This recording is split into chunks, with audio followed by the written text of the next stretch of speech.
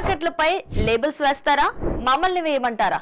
నేడు packaged food తయారు చేసే కంపెనీలు పాడిందే పాట ఆడిందే ఆట అన్నట్లు సాగుతోంది. దానికి మీరు రూల్స్ పాటించకుండా మీ వత్తసు పలకడం ఏంటి అని food safety and standards authority of ఇండియాపై సుప్రీంకోర్టు ఫుల్ ఫైర్ అయింది. మరి ఇంతలా సీరియస్ ఎందుకైందంటే అధిక మొత్తంలో ఉప్పు, చక్కెర, కొవ్వు ఉండే ప్యాకేజ్డ్ ఆహార పదార్థాల ప్యాకెట్లపై ముందు భాగంలో హెచ్చరిక లేబుళ్లను తప్పనిసరి చేయడంలో కొన్ని రోజులుగా జరుగుతున్న జాప్యంపై సుప్రీంకోర్టు తీవ్ర ఆగ్రహం వ్యక్తం చేసింది. మీరు చేయలేకపోతే మేమే అమలు చేసేలా చూస్తాం అంటూ గట్టి హెచ్చరిక జారీ చేసింది. మీ అభద్రత వల్ల ప్రజలు, ముఖ్యంగా చిన్నారుల అనారోగ్యానికి గురవుతున్నారని, ఇది చాలా కీలకమైన అంశమని, కార్పొరేట్ సంస్థల ఒత్తిడికి తలొగ్గి నిర్ణయాలు తీసుకోవద్దని సుప్రీంకోర్టు స్పష్టం చేసింది.